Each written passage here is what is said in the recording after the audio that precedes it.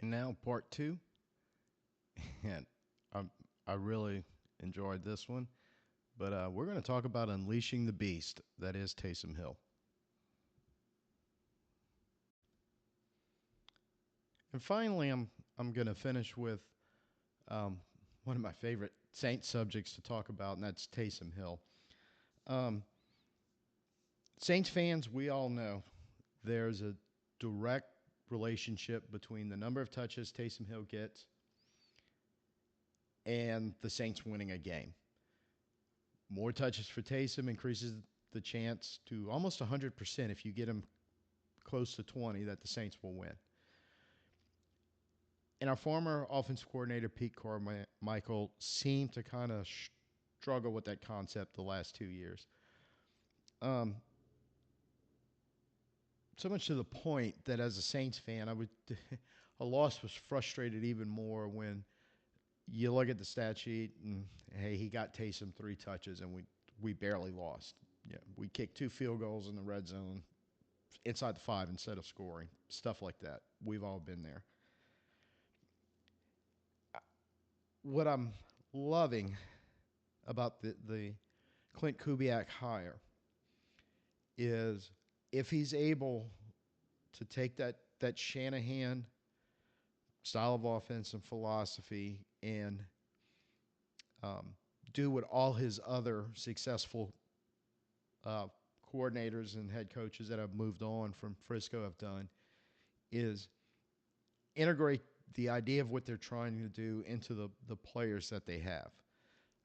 So right now, based off recent track record, I have no reason to believe that Kubiak isn't going to at least attempt to do that, and just hopefully does it as well as Mike McDaniel and those guys have. Um,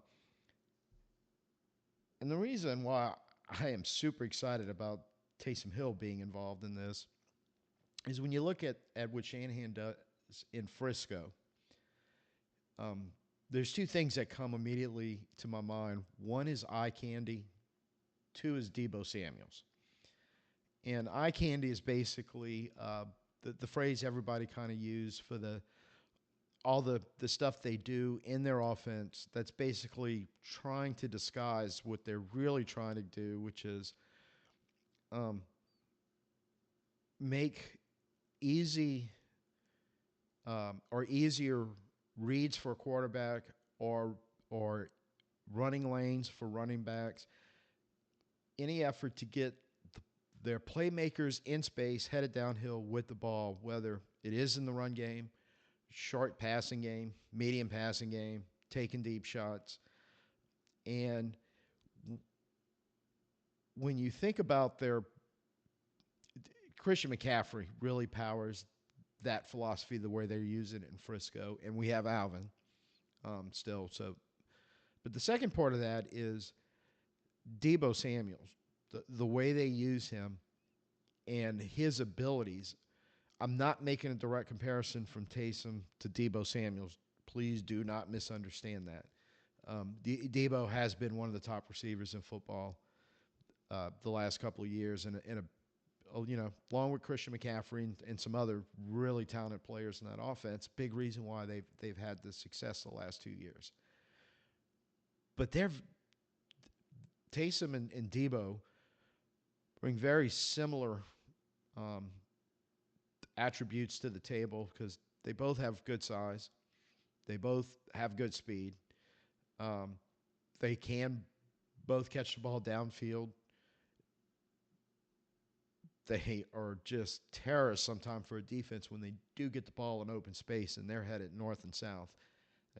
Hey, we got to go tackle that guy. And in some cases, if you can catch them, because they both have really good straight line speed. So Debo probably grades out higher than most than Taysom, but I mean, when you're talking about size and speed running downhill, and you're looking at Taysom going, yeah, I think he's got the edge there on Debo. You can do that back and forth all the way through. But you can't tell me that Clint Kubiak isn't looking and going, man, I can't wait to unleash that rampaging beast down the field. And when you look at all the other skill players that the Saints are going to be showing up with: Olave, Perry, Shaheed, Alvin, Kendre Miller. Hopefully, he's back 100% and ready to go this year because there's um, he recovering from the knee injury. I'm sorry, knee injury, but the injury he had at TCU. So he didn't maybe have the rookie off season last year that needed to, and a little injury problem during the year. But we saw him on the field a couple times. Some brief flashes of, well, I, the kid can play. So Alvin and Kendre in the backfield, those three receivers. We get Jawan Johnson back on track. Taysom, whatever you're going to bring in the draft, because I'm pretty sure they're gonna be looking to keep adding that playmaking ability into the draft, from the draft into the offense. But I just look at Taysom and I'm like, I don't know how much longer we're going to have him at his high level. He seems like one of those guys. Yeah, you don't have to worry about that. It's almost like Demario Davis. Like, yeah, we know he's in his 30s, but I mean, watch him play. He's still big, fast, and just a monster out there on the field.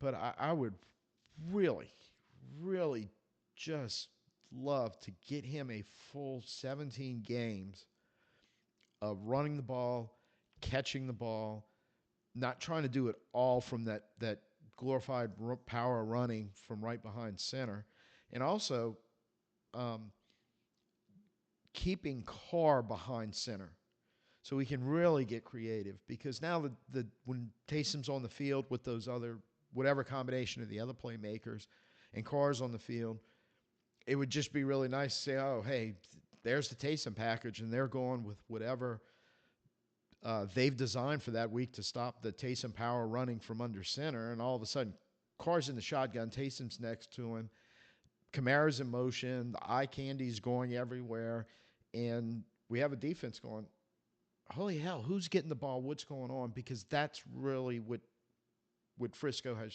has done under the Shanahan system, and I think Taysom can be a huge part of that, and I am looking forward to